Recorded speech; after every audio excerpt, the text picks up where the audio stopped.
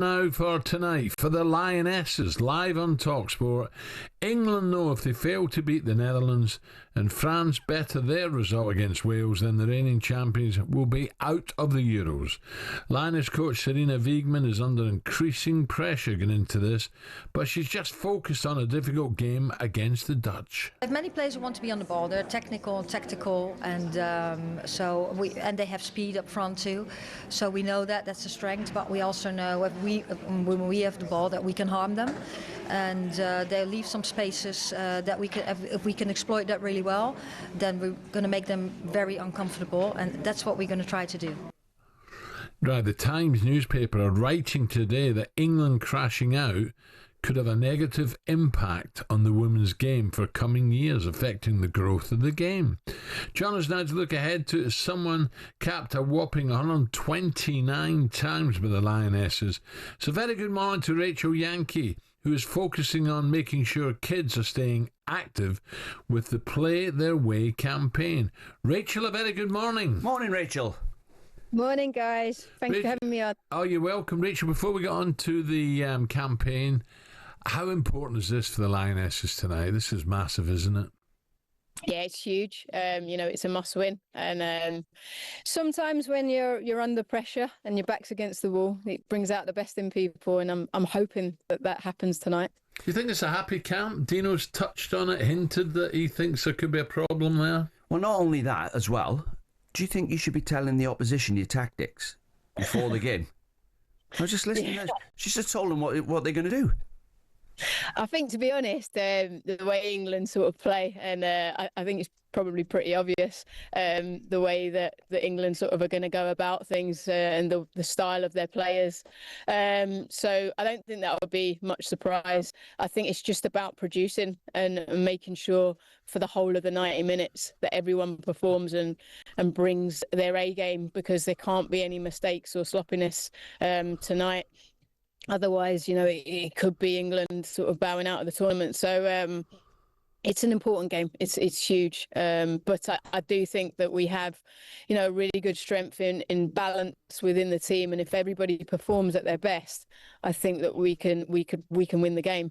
But equally, Netherlands are a fantastic side, and if we give them half a chance, we could be exposed and we could be in trouble. So it's going to be a tight one. It's going to be a tough one, but when you're under pressure, you have to bring it. So, and I would imagine, Rachel, you have your fingers crossed, not because you know some of the girls and you're a Lioness yourself, but in terms of your campaign, you want them to be successful for the kids to say, "I want a bit of that," don't you?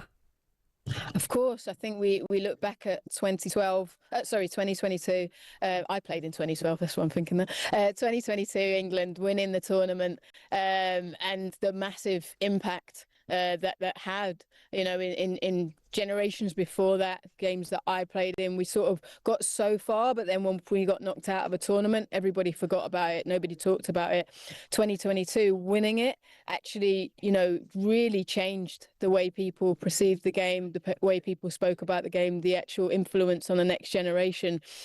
The fact that so many girls were there wanting to try the sport for the first time. And that's why this campaign that I'm at today is so important. It's about making sure that they use the research that they learned from 2022, is that the difference between the dropout from primary school level between girls and boys is so different. So actually, it's not about just getting girls into the game now. It's about thinking about how we're coaching them.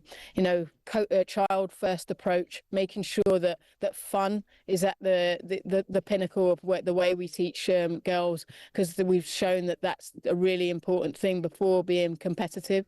So keeping girls in the sport and making sure, I suppose, you're growing lifelong habits of health and fitness is probably the biggest factor, not just trying to think about who's going to be the next Lioness or the next fantastic player that comes through the ranks. It's about the bigger picture. Rachel, are you getting enough help? Because obviously I've watched the Wales women's team didn't have shirts 2 or 3 years ago, nowhere to train. It's obviously £100 an hour to train on an AstroTurf pitch. So you need help from the government. They spend money on other things. surely they can see what the England women's team has done for women in general, getting them out playing football when it wasn't cool to play football. Now it is. No, definitely. I think you're spot on there.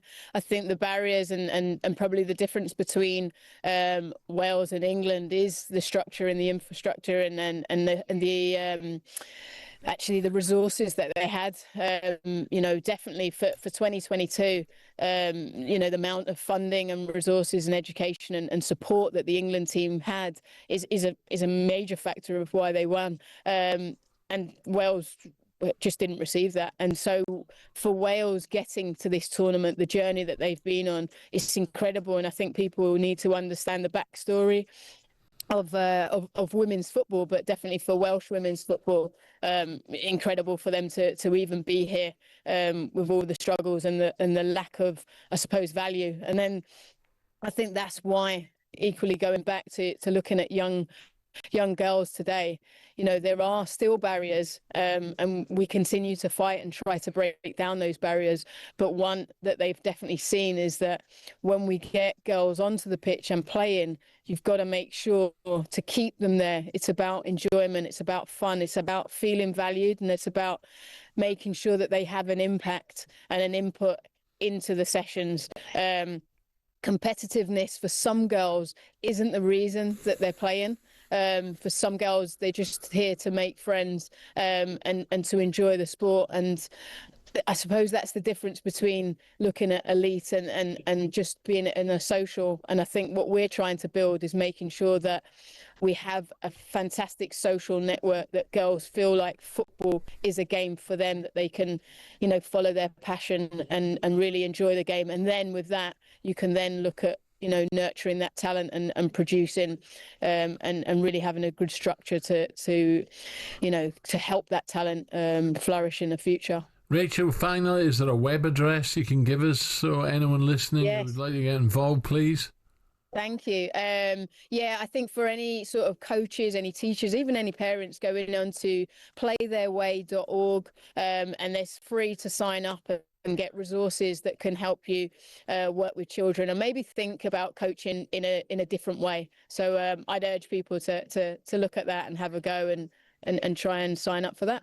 But thank you, guys. Rachel, good luck. You're very well welcome. done. Good luck with your Doing campaign. a good job. Thank you.